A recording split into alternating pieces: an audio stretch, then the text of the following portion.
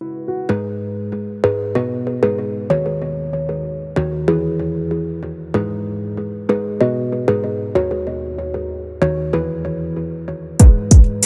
focus on yourself, on your faith, on your dreams, on your mind, on your health, yeah. You gotta work, never tell, keep your head down, find what you love and excel, yeah. Push and pull and repel any hate, go create what you want, feel compelled, yeah. And once you finally get a taste of the race, you'll never look back once you felt that. Don't let somebody take your time and your worth, just focus on yourself first. Don't let somebody take your time and your worth, just focus on yourself first. Don't let somebody take your time and your worth, just focus on yourself first. Don't let somebody take your time and your worth, just focus on yourself first.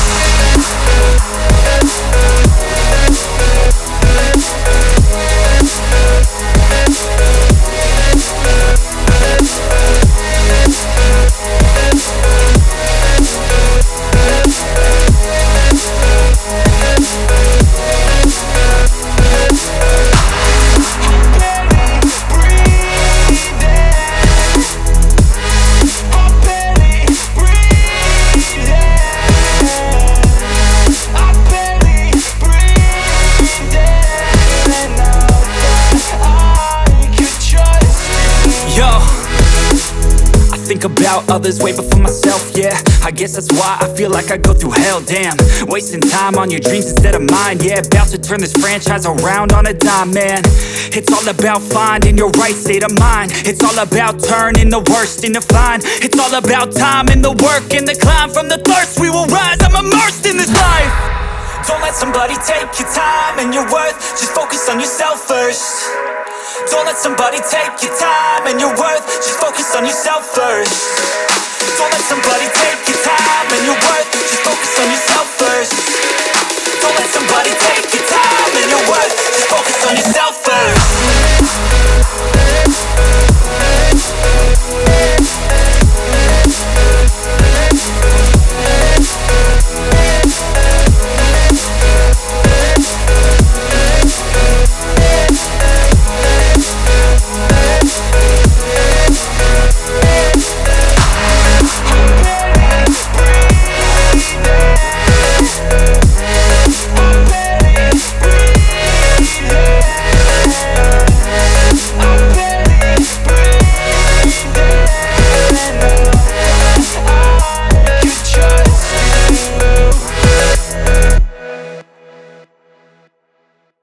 Arise as a result of Africans being tribal people.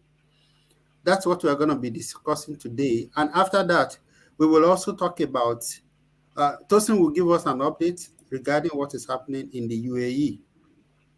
So if that is any of any of the things you are interested in, please hang on.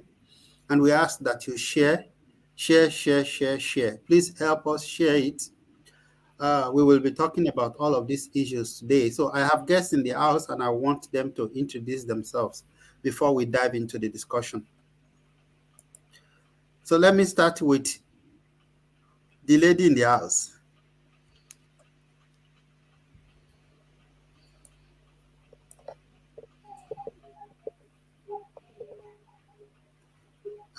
You're not audible.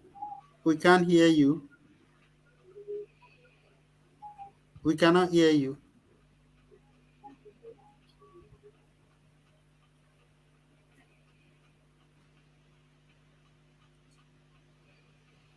Now you are muted.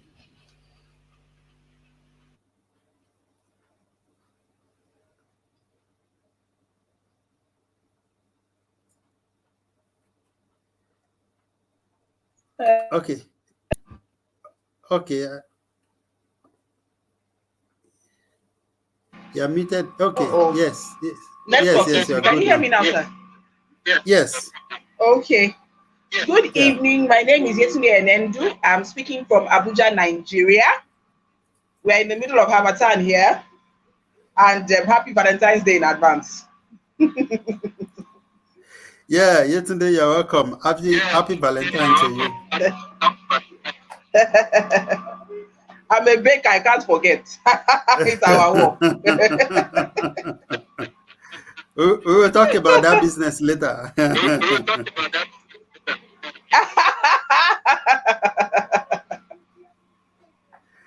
Okay, Tosin, can you please introduce yourself? Good evening, friends. I'm Citizen Oluwatosi. I'm a citizen of Nigeria and a proud one.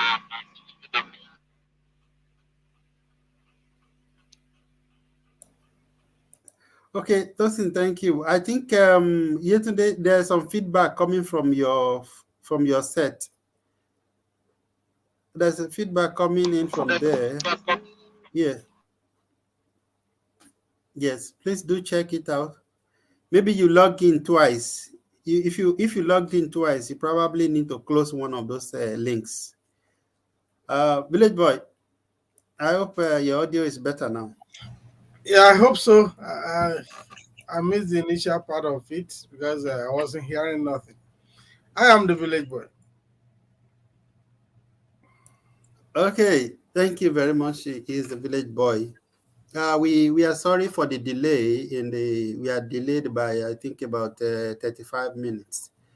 It's quite unfortunate, but we just have to attend to some important things that relate to us being able to bring this discussion to your phones and computers tonight. So thank you for bearing with us. Thank you for your understanding. Please let us take a few minutes to share. Please share the link. I'm going to quickly do that also while we wait for Yetunde to come back in. I think Yetunde... Send the link to my WhatsApp. Somebody is... Do I have shared? Let me see whether I can. Oh, okay. We'll grab it. Okay.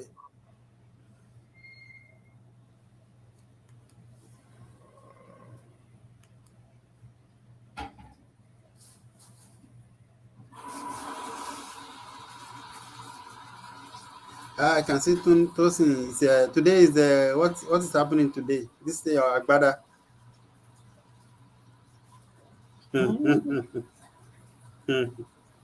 Okay, no, I think Michael has shared it. I just updated my DP. It's a hot picture. I just updated my DP. But social media, the way social media works is really, it's fun. It's crazy. Some days ago, I'd gone to a car showroom and taking some pictures. Many people are saying, congratulations, I didn't buy a car. I just came here to check. The way social media works, people are easily deceived, really. Yeah, because you were there. You took a picture or video now, so... That's in the showroom. That doesn't translate to purchasing. It's just in the shopping. I just want to shock the work permit ban that I can get a car. Village Boy, have you gotten the link? Yeah, I've even gotten in by myself. Yeah, I've gotten it. Okay. Yetunde is back. Let's hope that things are... that she has fixed it now. Hello, Yetunde. You're welcome. Can you hear me?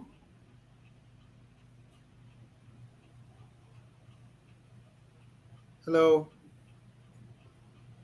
I think our network is a little bit is struggling, but I'm sure it will be good. I hope the Harmattan is not affecting the network in Abuja. It's not possible. She's back now. Yeah, she's back, but I still can't hear her. She's muted. Oh, okay. Yeah. Please wait for us a minute. We are trying to share the link and get our acts together. Just give us 1 minute. I'm still trying to share it to invite people to join the conversation. So we already delayed and, and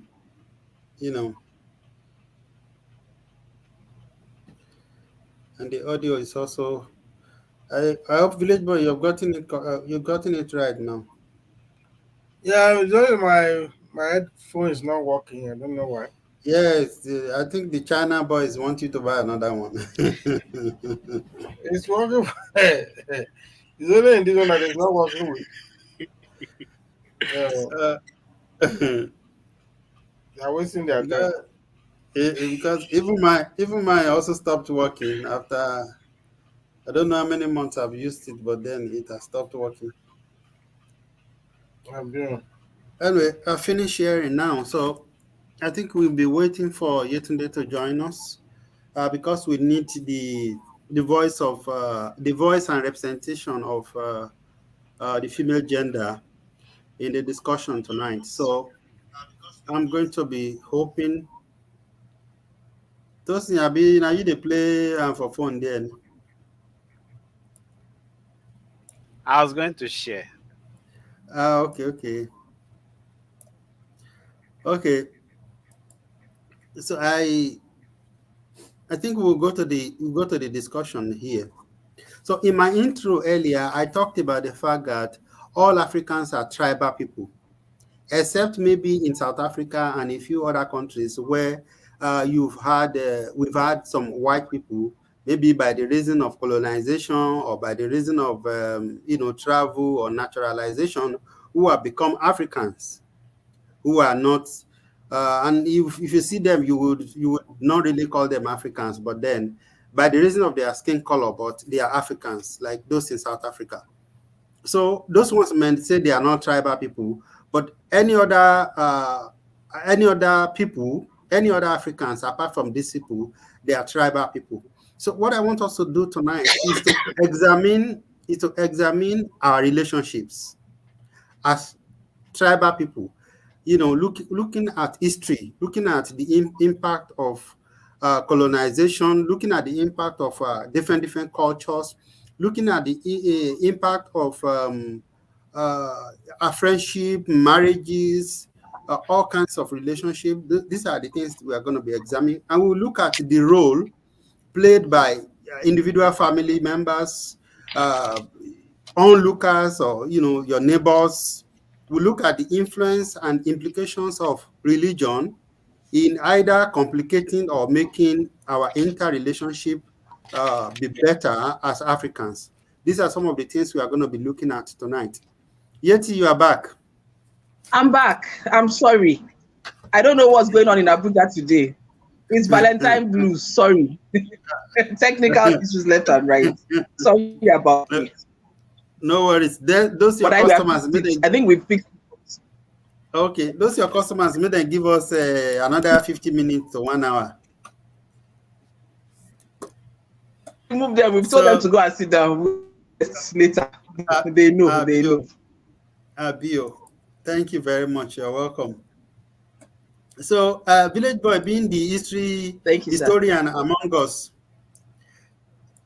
I want to tap into the knowledge of Village Boy as being an historian and being an elder statesman, in the house tonight. So I want you to look at the historical background of the relationships among Africans. But since we are narrowing it down to Nigeria today, can you please do a little bit of analysis of the historical background about inter-ethnic relationships in Nigeria, if you will, please, for a few minutes. Okay, thank you so very much. The inter-ethnic relationship predated colonialism. Some people try to label colonialism as one of the things that created intertribal conflicts and issues, but it's not so. The truth is that even among the Yoruba, for instance, there are subsector within the Yoruba community that were engaging in internecine wars. So, in fact, it was the coming of the colonialists that actually put an end to most of those wars. So that is why you even see within Yoruba, as ethnic group, there are kind of problem about interrelationship. There are some people that forbid there are people married from certain group of people among the Yorubas, not even across Nigeria. So there have been that limitations all along. But even beyond that, before we are grouped up together as a country, there had been a couple of interrelationship marriages. People, cross the the artificial border to marry one another, because there had been a kind of trade, among ourselves. So because of trading, there are people, when they go to trade in a particular place, they stay in that community and they get married there. Or those who, travelers who move from one place to other, there are those who actually have wives in almost every community they live. So, but it was not that pronounced then. But as when we come to Nigeria, you would discover that in the last 40 years, there has been a kind of a growth in the kind of intermarriages among various ethnic groups in Nigeria, and it is growing. And there are families now that you see a generation of people that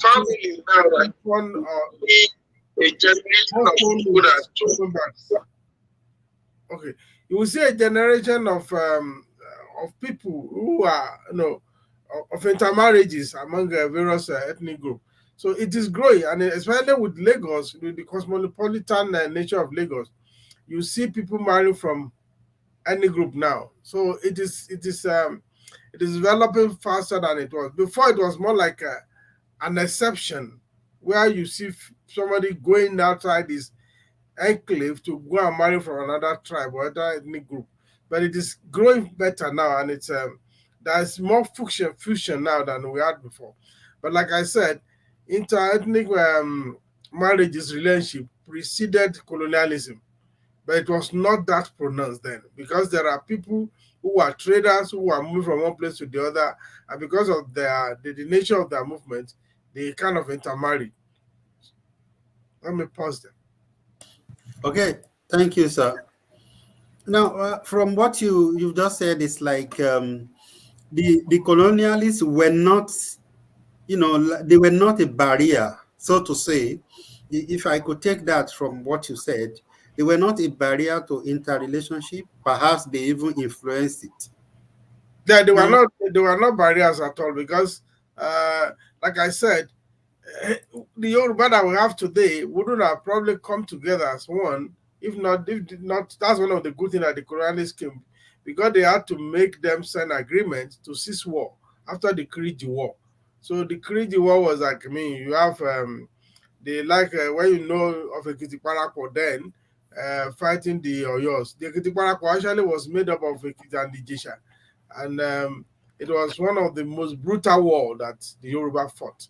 So that's how you will see but that dichotomy is still there. Until recently, for instance, they told us when we were young that for Ekiti man, it's almost forbidden to marry from Ijebu Egba. But all those ones are fading out gradually now. So you will not say that it's because of the colonialism that this thing happened, because there were series of wars, intertribal wars among the Yorubas, especially. For Yorubas fought the most war. And when you go to other places, up to now, you see the conflict between Agureri and Muleri in the eastern part of the country. Most of those things, they predated the colonialism. And some of them have not gone away. They simply refuse to go away. But there are a lot of improvement now. I think relationships are getting better than it has ever been before. Okay, thank you very much, sir. Yeti, I don't know if you can hear me. If you can hear me, okay. She wasn't hearing me. Okay, so Tosin, if you will take it, because you are also an Ijesha man, you are an Ijesha man, and I don't know how they took away Ijesha from Ekiti. Anyway, that's not the point tonight. And meanwhile, just or they take Ekiti out of Ijesha. No, I think it was Ekiti that was the main group, and Ijesha was removed. No worry, we are not going to argue about that today. I was having an interview. Even Akure also left, because Akure was part of Ekiti before you want us to go fully. Yeah, I think Akure is still part of Ekiti in a way, but I feel like that. They won't agree with you. In fact, I was telling my dad some days ago that it was an error removing Ekiti from Ondo State, because Ekiti does not have resources. So it's almost impossible for Ekiti to develop on its own, especially when we don't have governors or government employees who are intuitive and innovative in their thinking. Anyway, that's something else. Like I'm diverting diverting. to another thing. Yeah, That's I'm another thing diverting. completely on its own. Yeah. I learned over the week that my grandpa, my grandpa, my maternal grandpa, his mother is actually from Kogi. That was I was based on a project I was doing. I was supposed to interview my grandparents. So I have only one grandma left. So I interviewed her, and she was one that told me that. So I was telling her, so I'm actually related to Kogi. She said yes, that your grandma came from Kogi. I said, can you imagine that? So now I'm just looking at Tosin. Until recently, we had Yoruba people saying they want to leave Nigeria. You have the IPOB, and a lot of Igbo people. Somehow, directly or indirectly, they have some kind of emotional support for the group, even when they are not coming forth. Village boy married to an Igbo man. I married an Igbo woman, I married a Yoruba. woman, no, I didn't marry a man. Pardon me. So, village boy married an Igbo woman. Thank you. I married a Delta woman. Okay. So now, Tosin, do you think things are actually getting better when you look at inter-ethnic relationship in Nigeria? Just like the village boy say, things are getting better. Thank you very much again for the show like this and enlightenment that is coming up. Yes, things are getting better.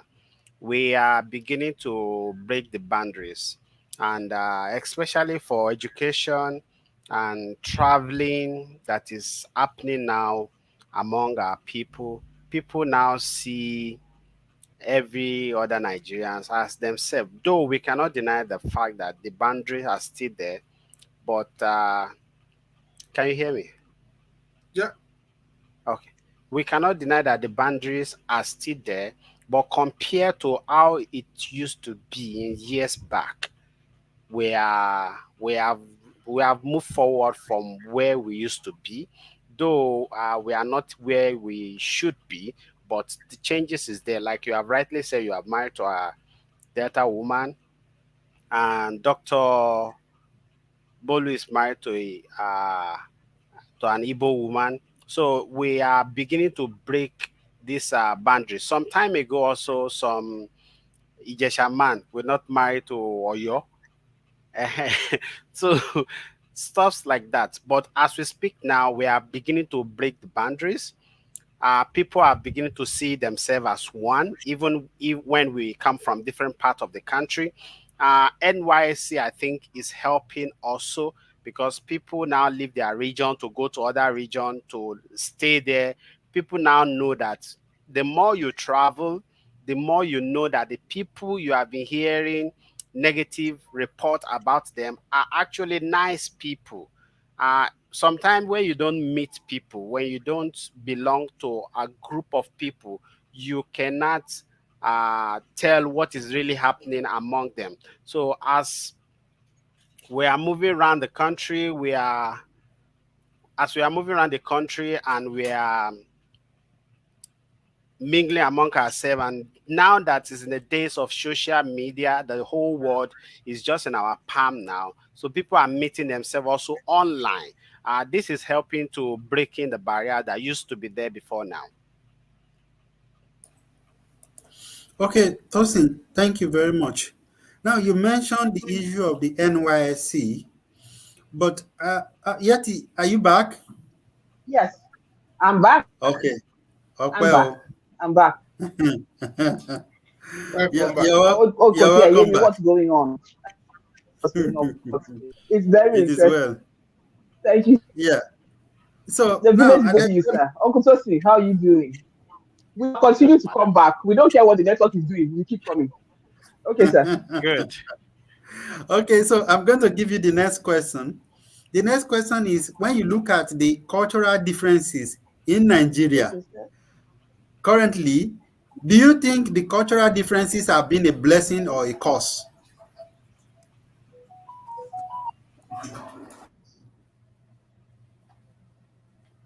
I think they are a blessing. I think they are a blessing Because diversity, anywhere where there's diversity, I think that it's always a blessing. We all get to experience different things. We all get to enjoy the diversity that is there. Unfortunately, because human beings, it's a natural thing that instead of enjoying what makes each and every one of us different, we focus instead on the differences, make them set us apart. But the truth is, if I would answer it very simply, I think it has been a blessing, a big blessing. Uh-uh. Why would we not say the soup that we are eating has been a blessing? Well, that's just like a joke. But most of the culture, the diverse cultures, are a blessing. What do you mean by the soup? What are you referring to as the soup, please? The soup now. The soup now. See, me personally, since the day I ate Oha soup, my life has never been the same. And imagine if I didn't get to eat it.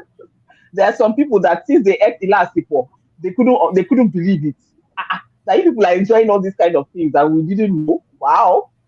So if we even just go that way, there's so many things that even if we just focus on that, because the one thing that brings Nigeria together, apart from football, is food. We love food. We love our food. So the diversity is a blessing. But human beings, being human beings, love things that are familiar, and we are afraid of what we don't know. So if we would open our minds a little more to understand what makes us different, instead of just fearing it, then perhaps it would do better. Okay, thank you, Yeti. So just in case some people do not know, that's why I've missed Yeti on this show. She's always making me laugh. Okay, so you're welcome back. It's been a while, and she's back. Yeti, as a Yoruba woman who married an Igbo man, tell me what is it like, marrying into a tribe that is different from yours in Nigeria?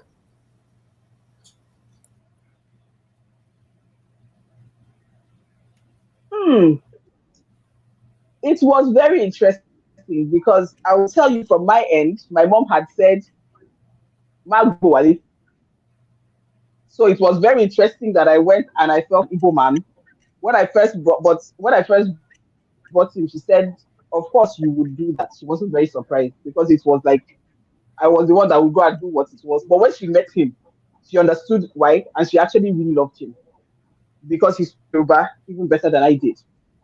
But when it came to a lot of traditions and stuff, I didn't understand a lot. They had expectations of Yoruba girl, but because I didn't grow up in land per se, in the north. So when I came in, they thought I would be everybody and this is Monwa. But in I swagger and damn name on everybody's head. And they're like, we thought Yoruba girls were very, respectful, what I was very respectful, but there were things I understand. About their own culture, they had expectations of me because of my culture, because of what they had heard about my culture. But about their own culture, I put my foot in my mouth a lot of times. There were things I did not know I was not supposed to say or do. And my in-laws were patient enough to tell me that no, you don't do that. No, you don't stand and give that person. No, you don't bend down and give that person. No. It's an insult when you do this. It's an insult when you do that. At one time, I told them, I said, I'm going to hang from this TV. Just so they all have peace because I don't understand all these things that we're doing. But I think what happened was my husband was patient. His family was patient enough to take the time to put me through. And eventually we all came and we met in the middle. And it was a very good thing. To learn a lot about people and I got sorry? Okay, thank you. Yeah, it's okay, thank you. Thank you, Yeti. Now, I would ask Village Boy my next question. Like I said again, the Village Boy married an Igbo woman. So I just want to, just like I asked Yeti, how was it? Is it the same thing as if you marrying a Yoruba woman or marrying an Ekiti woman, or what was it like? I know that when you married And the days and when we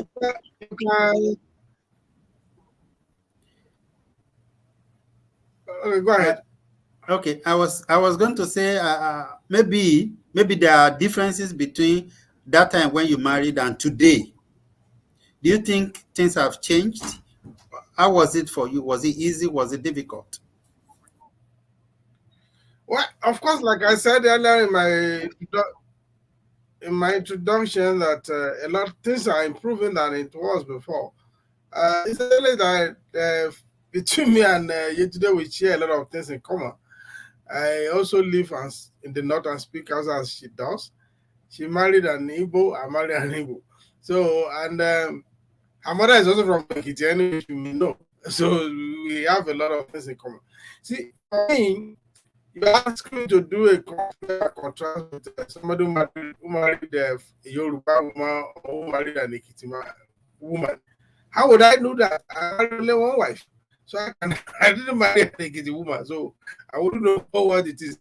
But also, I will tell you that today has said that for me, it's more beneficial to me in terms of soup. People have more soup than the Yorubas. And there are a lot of my cousins who come to my house and they will not want to go because of the vegetables. So that's the fun part of it. Actually, it is very, especially when it also gives you unconsciously, it blinds your mind. You may not know that it does that to you because you are compelled to learn the way of the other person from you. So you are compelled to understand, the new culture, whether you like it or you don't like it. So and that gives you, further exposure to the way things are done. Like they will say in the proverb that if you are not visited another person's farm, you will always think your father's farm is the biggest in the whole world. So it broadens your mind. It makes you more, more understanding of the peculiarities, the nuances of other culture as different from your own. So, and of course, the important thing in marriage is not whether the person is Ekiti or Yoruba or Hausa.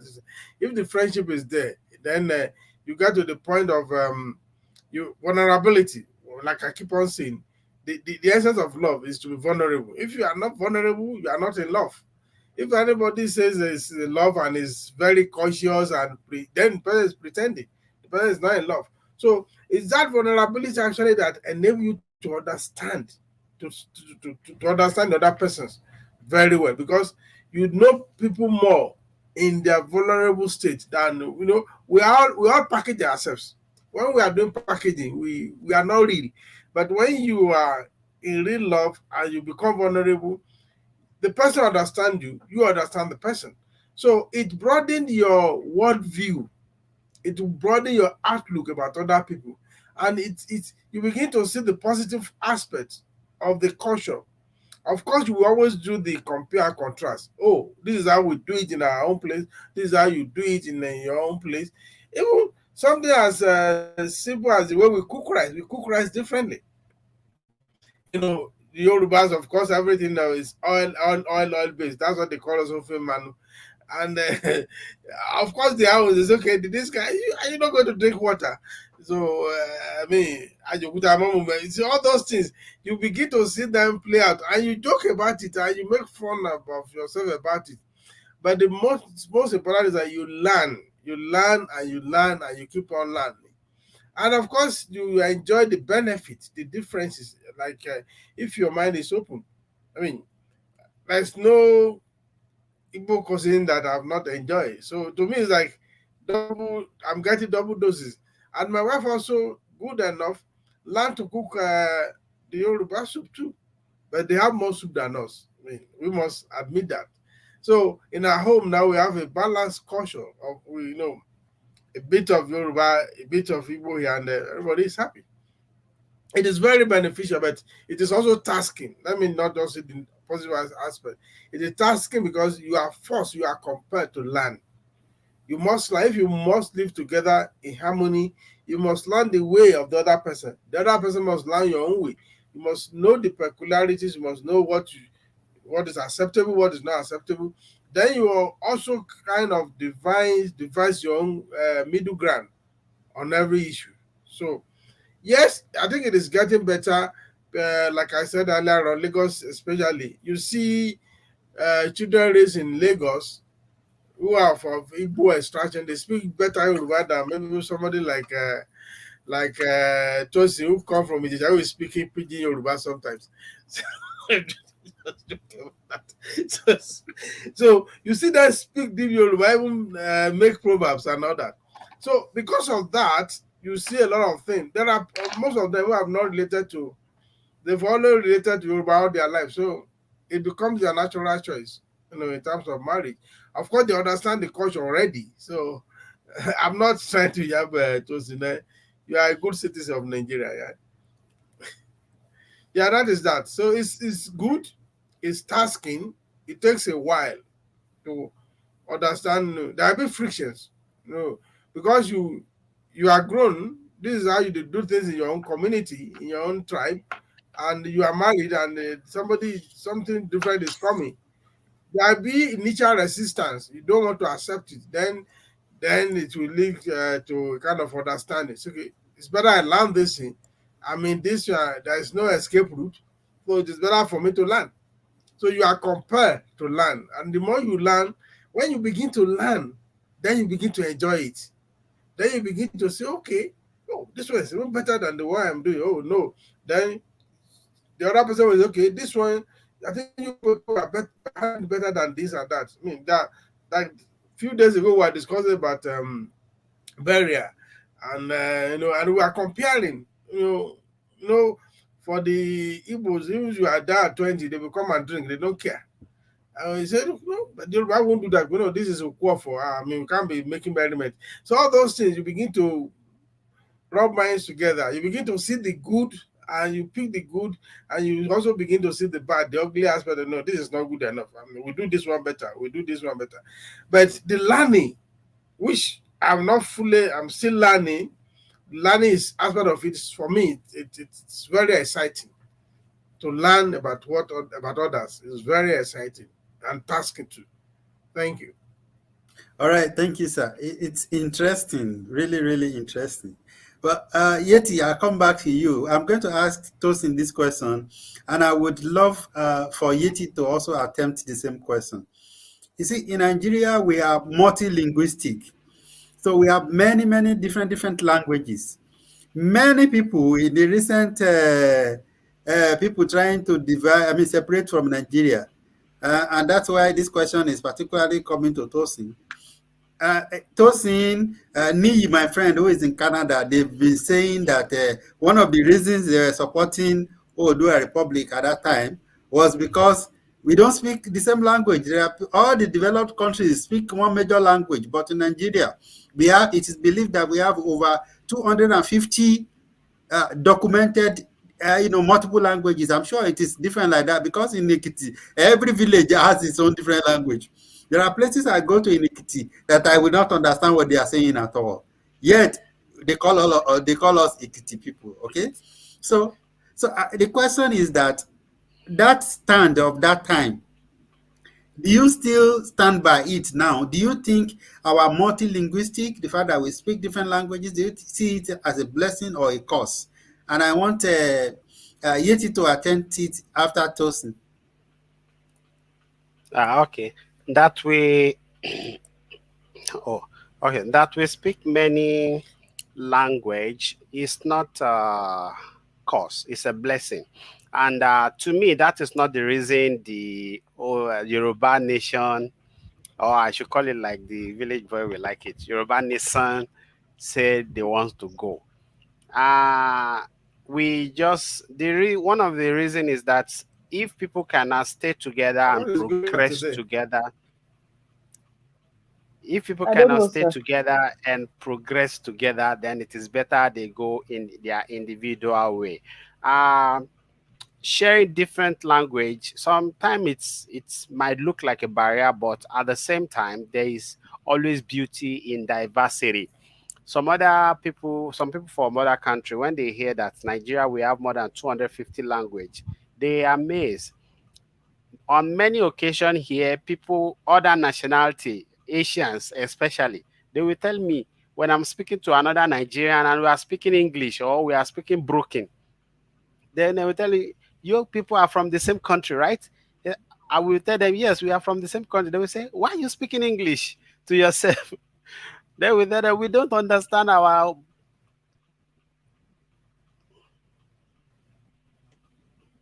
Then we will tell them that we don't understand our language. So the language is there's beauty in diversity, and that is not the main reason Yoruba nation say they want to move. The main reason the Yoruba nation say they want to move is because they feel, not that they feel, their people are not protected well by the person that seems that is a president, by the tribe of the person that is the president of the nation. And if the president or the government cannot protect the people, so why should the people still Something is remain wrong today. in the same? Sorry, we battle. Can you hear me? Okay. So if the Yeah, just to government cannot continue. protect its people, why should these people want to be in the same contraction with this other tribe? If they are being killed by the other tribe and their life and property is not secured. So it's not because of the language barrier. As some years ago, since the beginning of Nigeria, we've been speaking different languages, and people don't have much reason to agitate to leave. So there's beauty in diversity. No, I actually think from history, people have always been agitating. People have been killing themselves in Nigeria, whether taking land or taking property and taking all manners of things. Things have been happening, like the way the Fulanis came and conquer a lot of the You know, places or communities in the north. So these have been happening. Like the village boys make reference to the Kiriji War, which is a yeah, major war that happened in the Yoruba land, so-called Yoruba land. We also saw the Ife and Modakeke situation, which also many people, we know what happened. So it's like we've always been having intertribal problems in Nigeria, and this is something that's all over Africa. That was why I was thinking of bringing other Africans, but then we couldn't succeed. We were not able to do that. Yeti, let's have your thought on the same question, please.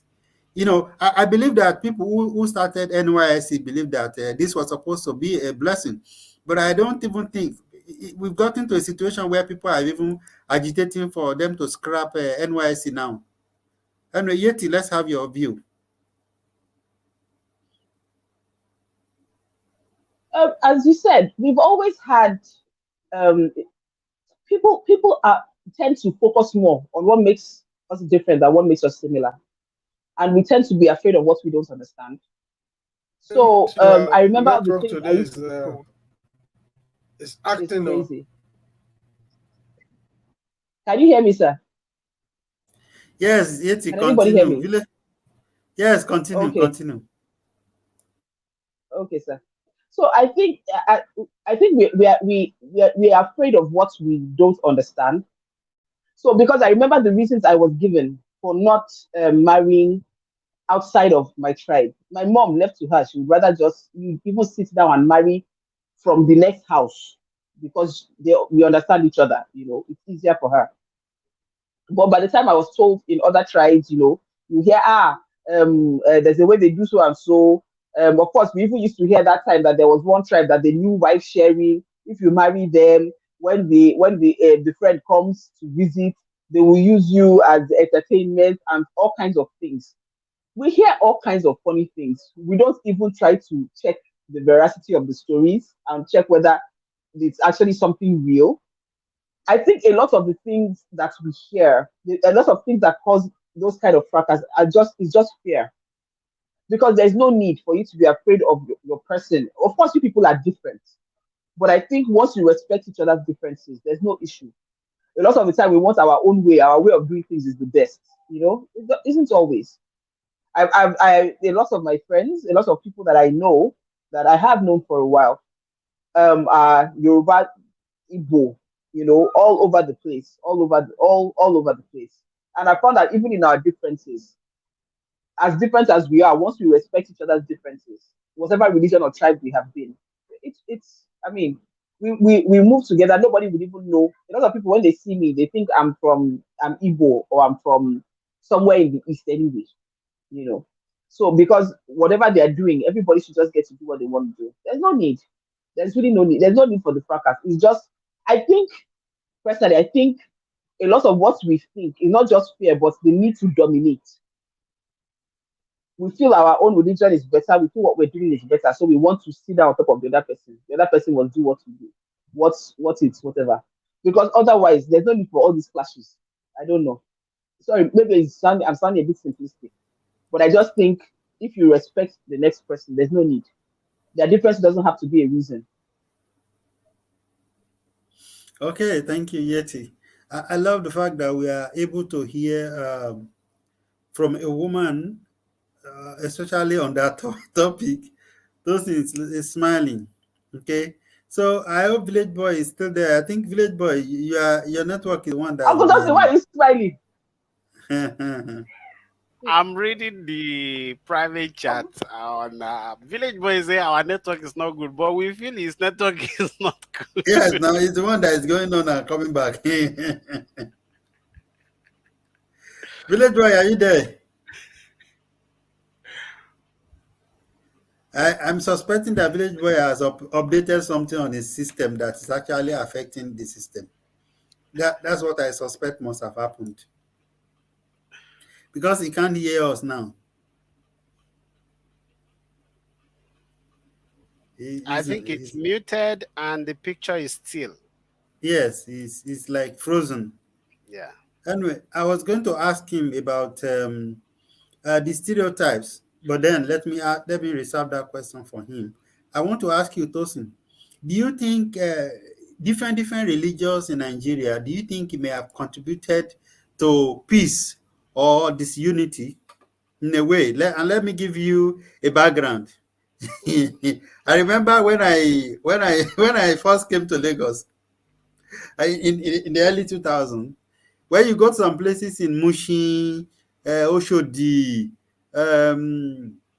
Ojuelegba, Oyingbo, Orile, you'll be hearing people playing, some popular Muslim cassettes.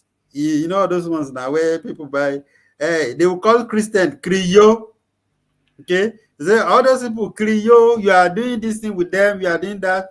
And when you go to a typical church in Nigeria also, this is also what you hear, that there is that the Christian are the light and the Muslim, other religion, they are the other, so there should not be relationship between the light and darkness and all of those things. So Tosin, do you think this has contributed to our division or our cohesion? I will ask Yeti the same question too. Yes, because once you are hearing the same thing continually, you will feel this is the right thing. So religious leader must learn to preach love instead of their religion as the best. Now, God himself does not have a religion.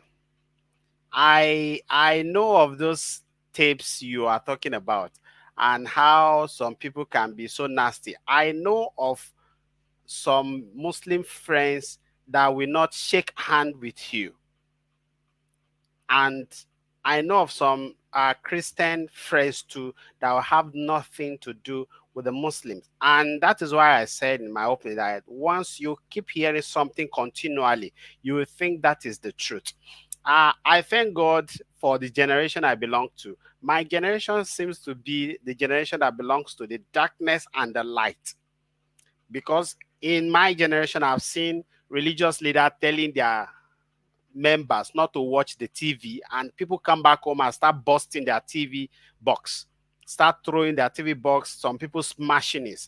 And in that same generation, my generation, I've seen those religious leaders themselves now coming on live TV, coming even on internet and celebrating those that grew up in other denomination that their pastor didn't teach them all those sacred or all those strong doctrine. So religious leader must learn to preach love instead of continually bashing each other.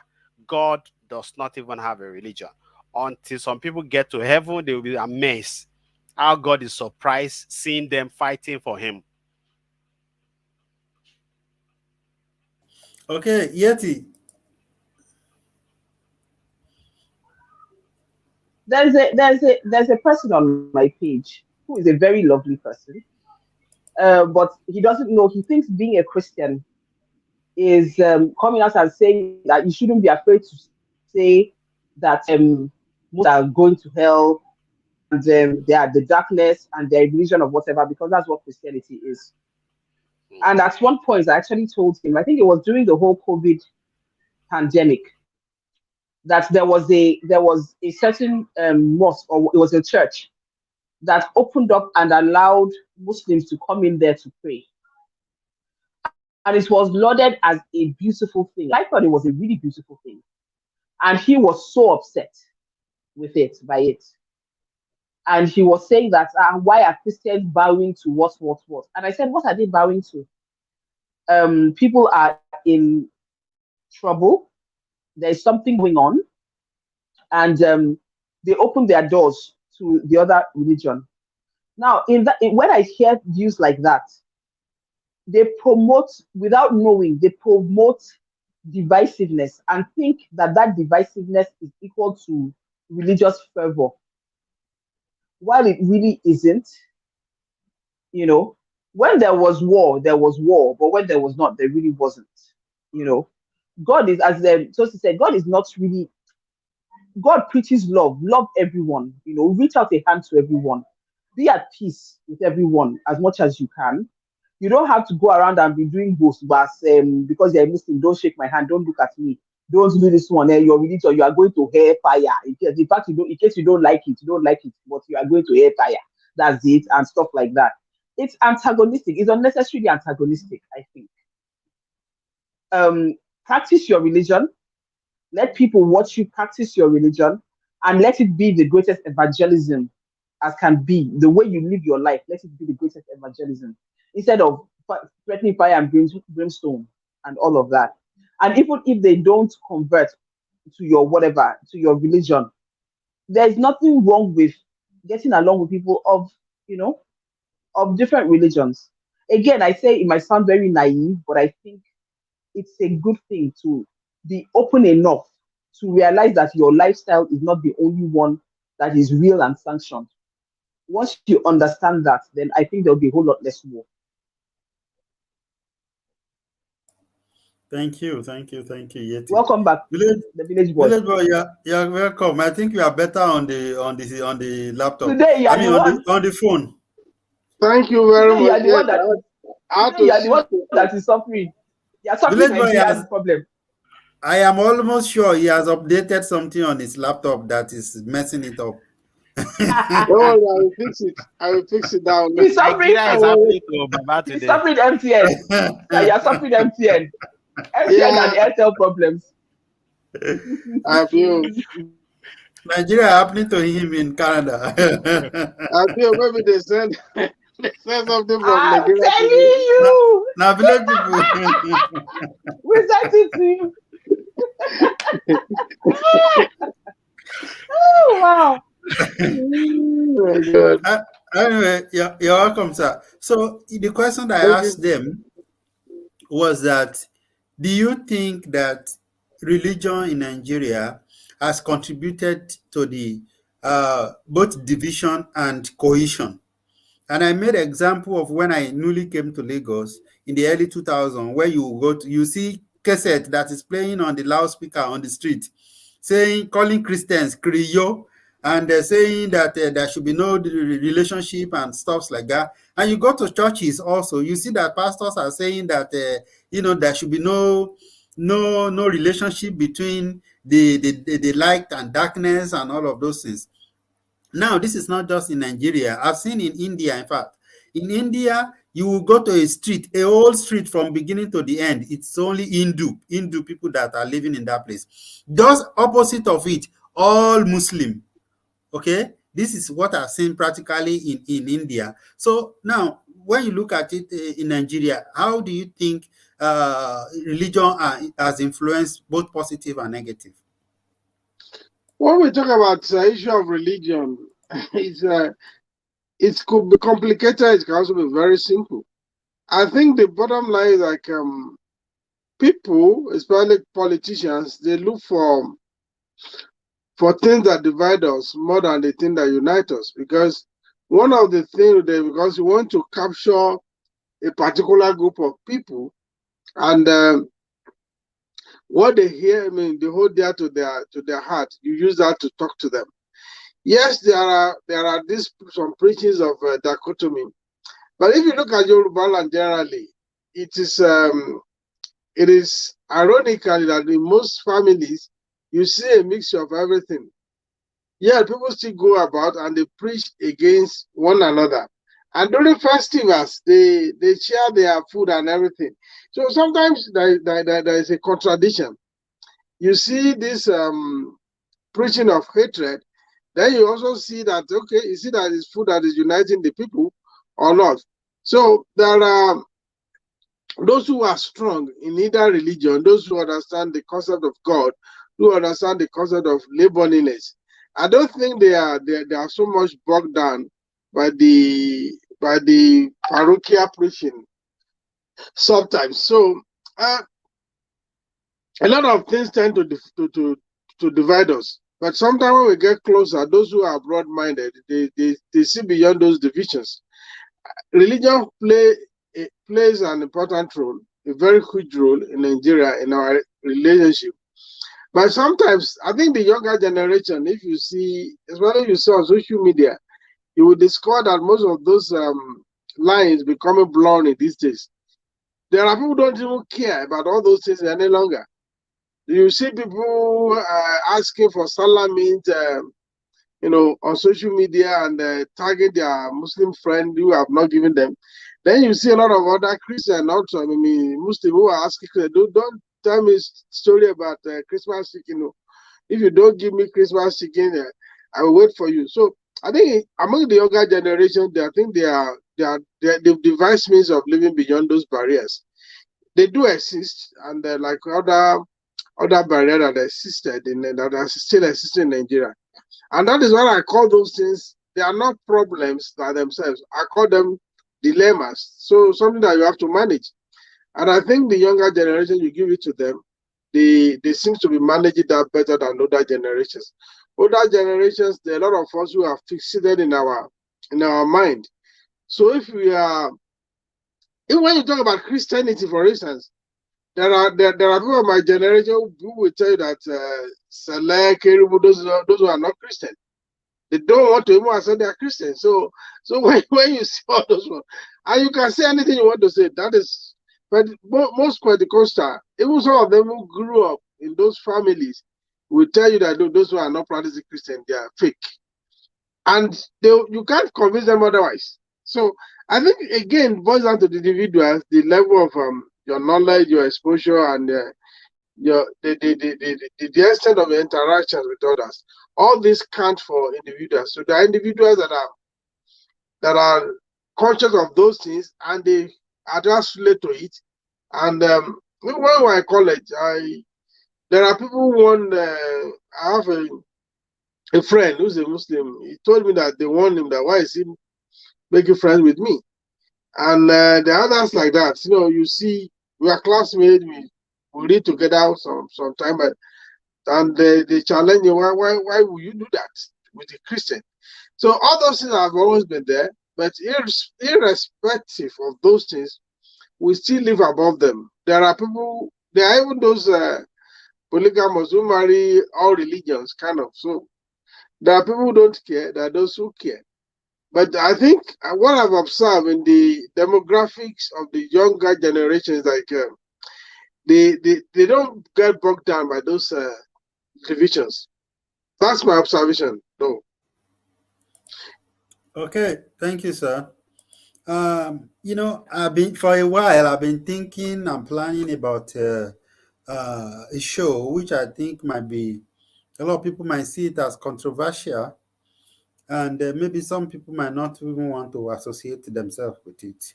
But I'm still thinking, and I'm thinking maybe I should even write an article and just move on. But I really want to talk about it, and I'd like to see people's perception. And that is religion in Nigeria, the good and the ugly.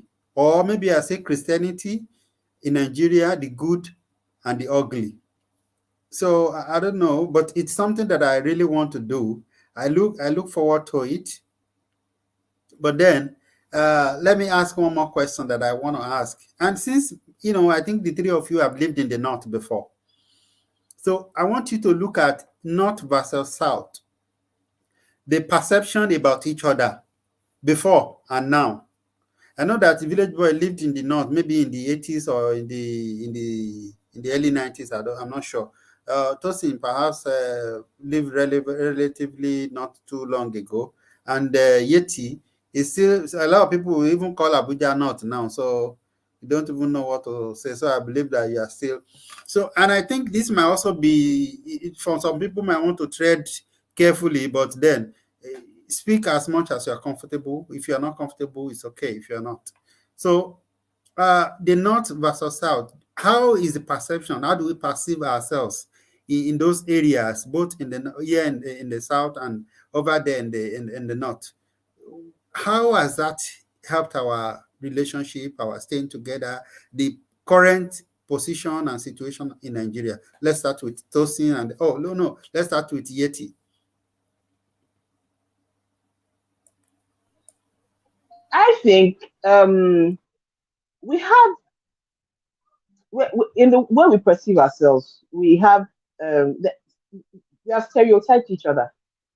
That's the truth, which I think is normal. It's just people have an idea of the Northerners have an idea of what the Southerners are like.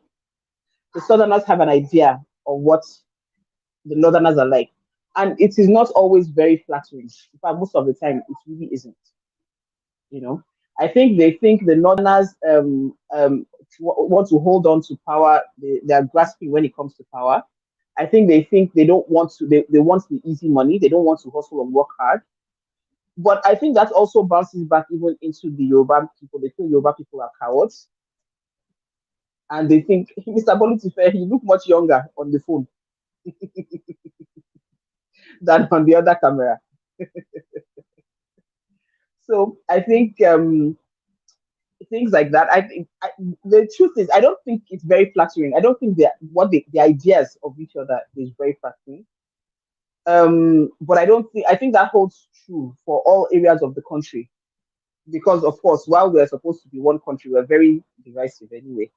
So when you say speak as much as you are comfortable, I think the most comfortable thing to say is that it is not very positive. They feel Northerners are all about the jihad. They want to do all kinds of things, and Southerners are. It's not very positive. That's all I'll say about that, sir. Thank you, Yeti.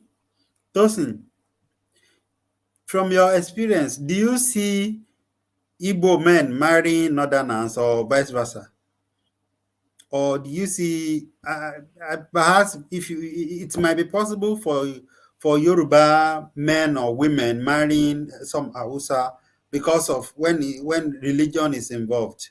Okay, but I'm asking specifically, do you see Igbo men marrying Hausa girls and vice versa, or maybe Hausa girls marrying Igbo men, or? When you ask the question, my brain seems like a Google search, and my brain just goes and boom, no result. I have not seen intermarital affair between those two regions, except for those that were elite and political. They have political ties, except for those ones. And I think Nigerian leaders have a lot of work to do in reuniting the nation. We really need a president that will be a father figure and we try as much as possible to reunite the country. Before now, we are divided. And now, as many people will know, we are much more divided. And it's not a good thing for us as a nation. And as not only as a nation that many other nations look up to. Some last week we are here on the show discussing how other nationals view Nigerians, and we can tell from that many other nations look up to Nigeria as big brother, and our relationship with ourselves is not really smooth, not only maritally, even relationship within same gender. So I think the leaders need to work on that more, and also we as citizens, we need to embrace ourselves more, show love to our countrymen and women more. Thank you. Village Boy, can you please attend to the same question? Yeah, when you talk about perception may not necessarily mean reality. There are times also that perception may be close to reality. We all have perception about each other, like what Yeti mentioned, the issue of this tribe is this one. We even give ourselves names, derogatory names at times. So but beneath, if you are, I have had the privilege of yes, I live in the north in the 80s and work in the north in the 90s. So between the 80s and the 90s, I was very frequent in the north, and even some of those things, there are some issues that are very true. For instance, if you talk about their work ethics in the north, it's not the same as the work ethics in the south. And when you even talk about the south, the work ethics among the Yoruba is a bit different from the work ethics among the Igbos. Even in terms of, I tell people that even in pricing, for instance, when you price, when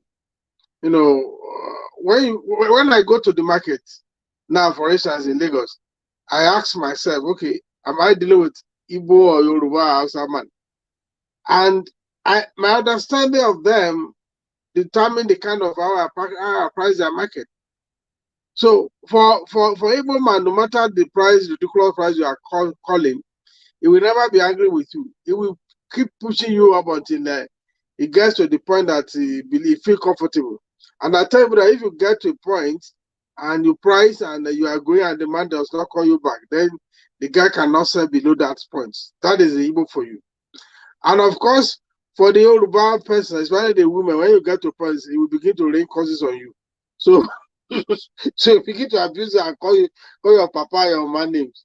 So that is the market. The outside man in those days, when you say, okay, give me Gaskia, tell me the price. But Lagos Hausa, don't try with Lagos Hausa people. They've learned the way of Yoruba, so they are no longer truthful. So that's one example. The truth is that there are things that the Northerners will say about the outside. There are things that they will say about the outside about Igbos. There are the things the Igbo will say about the outside about the Yorubas. And of course, there are things the Yoruba will say about the outside and the Igbos too. We say all the same, but again, we see there are places where we find common ground. For instance, the corrupt politicians, they don't care about all this when there's money to be shared. So they unite. There are points we unite, there are points we disagree. So the perception that are there, if you see somebody who has not left his place or a place, if you see somebody who had lived where it was in ancestral home, he may not be able to change this perception. But when you go around, you meet somebody different from you and you interact. If you interact with the good one, they will disabuse the perception from you. But if unfortunately you interact with the bad one, they will confirm the perception. So you cannot really blame anybody. There are people you will live with from the other tribe that will confirm these perceptions. There are those you will live with, you will interact with, that will disavow the perception. And I think I disagree with Tosin. There are a lot of outside people who are married to the Igbos, Igbo women, actually. It may be a bit scarce, I don't know. Maybe if I dig deeper to see an Igbo man who is married to an outside lady, I may not have come across it. But I don't want to assume that it doesn't exist. But I have a lady here in this city. She is from Plateau State, and she's married to a man from Akwa Ibom State. At least I know that one, for example.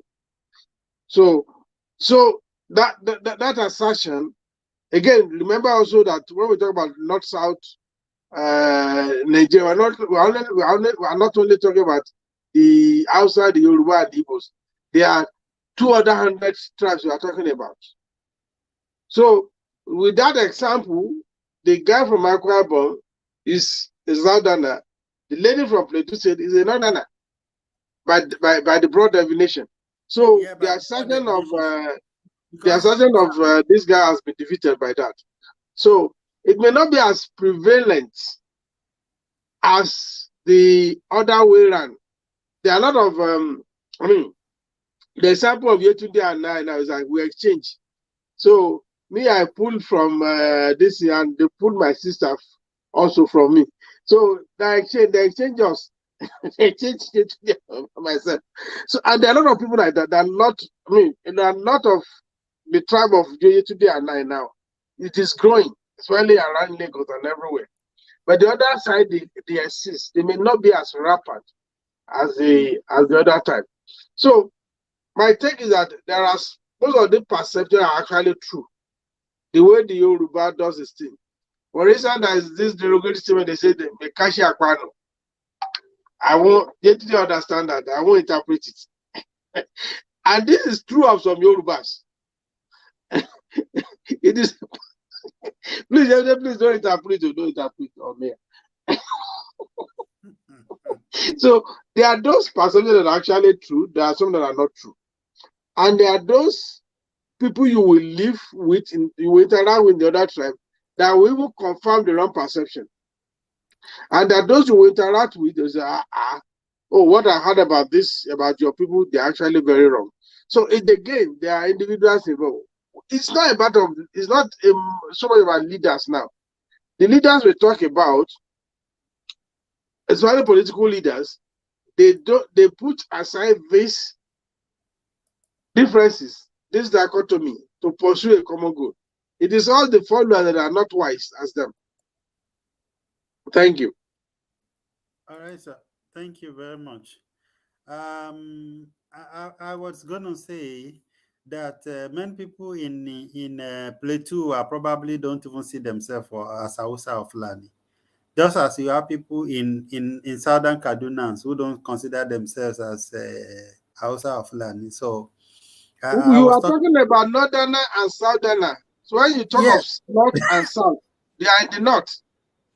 Yes, I know. I agree with you. I agree with you that it is maybe it was me that gave a broad question. But on my paper here, I wrote specifically Hausa stroke Fulani, and I know that these two are different, even though people tend to, call them as though they are the same or they are interrelated in a way. For instance, when people are talking about this Igbo nation, Yoruba nation, and all of those things, I just keep thinking about how is it really possible. Like my younger sister is married to a guy from Imo. So how do you say that they are now in a different stage and they are both living in Abuja? So how is that even reasonable? Anyway, that's about that. I'm glad that for now the noise has calmed down. Let's hope that I don't know. Anyway, let me not go there today. Don't wake our noise. Yes, I'm not. I'm trying not to. So It seems Tosin has converted from Yoruba nation to one Nigeria now, right? Yeah. No, No, before no. he's in between, he's on the fence. When you see, we all want a good Nigeria that works for all of us. But if the tribe of the president are the one attacking others and the president is not doing anything about it, or whatever he's doing is not bringing the needed result, of course people will choose to go their different way. So it's not that. And the fact that we're asking that the country be divided and everybody should go their different way, that doesn't mean those that are intermarried to themselves also will go their different way. We have people from Nigeria that marry Ghanaian and other West African country, and they are living together happily. So even if the country divided anytime, people that are intermarried to themselves will still live happily together in whichever part of the country they choose to live. We'll talk about that later. Now, the final question to the three of you is this. Do you see intertribal marriage relationships in Nigeria as the key to a kind of cohesive relationship in Nigeria, like a peaceful relationship, a peaceful coexistence in Nigeria? And do you see this, increasing? And I'm not talking about, I think amongst the Yoruba and the Igbo, as much as they can talk about themselves, they have different stereotypes. I think in most cases they are fooling themselves now. They are having, even when you see an Igbo man might even be married and he's still dating a Yoruba girl. You see a married Yoruba man might still be dating a Yoruba girl. How much more single guys are, boys and girls? It happened. Those of us who live in Orile, you see girls who don't even speak Igbo as much as they speak Yoruba. They speak Igbo. Yoruba past people like me. They say me, I come from Iloki. But they are the Omoniles. Yet their parents are from Imo, they are from Anambra, they are from all these places. But they look like Yoruba. They may not. They communicate like Yoruba girls, and boys. So I'm not really talking about these people, but I'm talking about, when you look at it generally. Do you see intermarriage as the ultimate solution? Because religion is failing, or maybe it's getting better. I don't know, as Village Boy says. I don't know, maybe all those Afar who are talking about Kriyo and all those pastors who are saying, maybe they who are preaching divisive messages, maybe they are stopped now, I don't know. So, but do you think intermarriage is the real solution? Let's start with Yeti. Are you there? I'm not sure she's there. Okay, Village Boy, please go ahead, and then Tosi will come after. Yeah, well, it could be a good solution to this thing, because remember, when you intermarry, either you like it or not, you have a bias towards your in-laws. So the way I will view Igbos before I got married to my wife is not the same way I view them now, because whatever I'm doing to the Igbos, I think about my wife, I think about my children. So, and that is normal. That is imperative. It is only when, but so what I would say it's not the only solution. It is some intermarriages may also go down south. If you marry from another tribe and it did not go well, that could increase your hatred for the entire tribe. So we do not forget that too. If you enjoy the marriage, of course, that tribe will continue to have your support. That's that because we have to look at it from both sides. Yes, because it becomes hard for you when you know a part of you belong to that people. You don't want to do any wrong to them.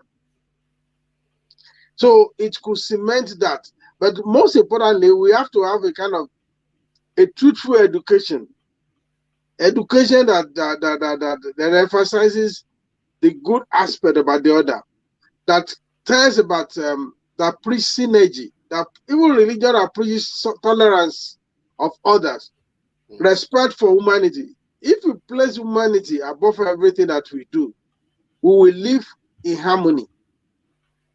So that I'm married to another tribe is not a guarantee, especially if the marriage is not good or successful, that I will like that tribe. You can even marry from your town, and the compound where you marry from can be your enemy, especially if there's a problem with that marriage. So I will not want to say okay, we are building all our hopes for cohesion on intermarriages.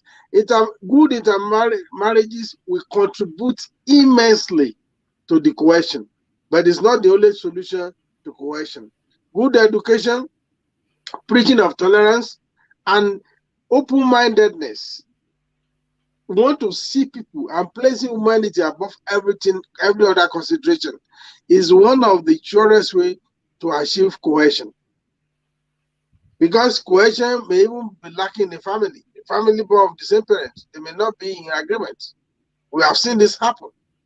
So don't say, okay, if we increase the tempo of intermarriages, Nigeria will become unified. It may not work that way, because it's not all intermarriages that will even succeed. And those few ones that may not succeed will even widen the scope of division further than it was. Because when you, for instance, you marry from another tribe and the person treated you badly, so badly, anybody from that tribe, you will unconsciously hate them. When they measure that tribe, what you will remember is how your spouse from that tribe treated you. And if you are the one that doesn't forgive easily, you continue to transfer that aggression to anybody from that tribe. So it's not all completely rosy, but it can contribute immensely. Because the moment you marry from another tribe and you are happy with your spouse, you will be happy with his or her people. And if they are talking about the people, you will want to rise to that defense. And you, before you know it, all the prejudices you have against that particular tribe will just fizzle away. So it can be, it can promote cohesion. It can also work against cohesion, depending on how the marriages turn out to be. Okay, thank you, sir. Tosin, can you quickly answer that, and then you give us an update as for what's happening regarding the work ban? Yoruba people say "Enu agba lo bi ti n gbo." I think Village Boy have done justice to that. Quickly, let me give a rundown about updates regarding the work permit ban in UAE. There's no really a significant difference from what we have been having before. Till now, surprisingly, the ministers in charge are still asking for affected people to bring documents. And it is this document they will be able to be sure that people have been affected. We know this regime and how incompetent they always display and carry themselves. So we are not surprised with that. So the stage we had now is we are encouraging people that are affected to send their documents to us. We had numbers of documents before now, but of course, some of them have gone back to Nigeria, some of them have gone to other country. Some of them, luckily, have gotten a job with free zone company that will not require them to have a labor permit. So we are asking for more people, because as we speak daily, people are losing their jobs. So we are asking for more people, especially those that have not sent their document before. So if you are watching this show now, or you'll be watching later, and you're affected by work permit ban in UAE, you are Nigerian affected, please send your document to us. You can send to the inbox of This Is My Cup of Tea. That is our channel. That's our social media platform. This Is My Cup of Tea. And also, we are since we cannot have rallies or protests in UAE, it's not allowed. The law doesn't allow that, and we are not going to do that here because we are law-abiding citizens. So we are trying to organize that in Nigeria. Already, we have human rights groups that are ready to give us support on that. And they are providing us with their human rights lawyers too that will lead these people to House of Representatives and the Senate to bring to their knowledge how Nigerians are suffering in UAE. So if you're a Nigerian, again, if you're a Nigerian affected by work permit ban and you are back home in Nigeria, you need to connect with us so that we can add you to the special group where we are collating people in their number so that we can have good number to carry out this project. And this is not limited to only Nigerians that are affected and back home in Nigeria. If you're Nigerian, also you are in Nigeria and you have never even been to UAE, but you want to identify with us, you are welcome to join this group. You can send us inbox on Facebook. This is my cup of tea, and you'll be added to this group. And if you are in Nigeria, you live in UAE also, and you have people back home you can talk to that we identify with these people, we encourage that, because even if you are not affected now, in the coming months you might be affected. So we are looking for solidarity from people who can join us to bring to the to raise an awareness in Nigeria, so that Nigerian authority in Nigeria, we know that we are here and we are suffering, because till now they pretend they don't know. They pretend we are not. What the English they use is that we are not being targeted. Okay, Tosin, thank you very much for that. Viewers, if you are among those Nigerians in the UAE who are impacted, go check the page out. Tosin and his team, they have been dishing out a lot of information about that, and we have done a little bit on that on this channel too. Talking about it, we have sympathized with many of them. We have brought people here to actually testify that of a truth that Nigerians in the UAE, many have been impacted by this situation of work permit ban. They can do visa, but they cannot get work permit. And in the UAE, without work permit, many establishments will not hire you if they cannot get a visa for you. Okay, I was supposed to even go for an interview in a medical facility, and they told me, the HR told my school that since I'm a Nigerian, that the Nigerian, I mean, they cannot make visa for me. There's no need for them to even try to process an interview with me. So a lot of people have been impacted by this situation. Anyway, thank you very much, our guest tonight. Village Boy, you have a word before we go? Yeah, keep on being good citizen like Tosin Oluwatosin, and we also empathize with our people in UAE. We keep on you are in our thoughts and prayers, and we pray that actually this matter is resolved. It's painful thing not to have a means of livelihood for a prolonged time. It is devastating, it is demoralizing, and it is actually depressing. But we continue to do our own bit to lend our voices to those in authority. Perhaps they will have a change of mind and do the rightful and the needful, so that people can, who legitimately want to work, are allowed to work and earn decent and respectable living for themselves and for their families. Yep. All right. Thank you very much, sir.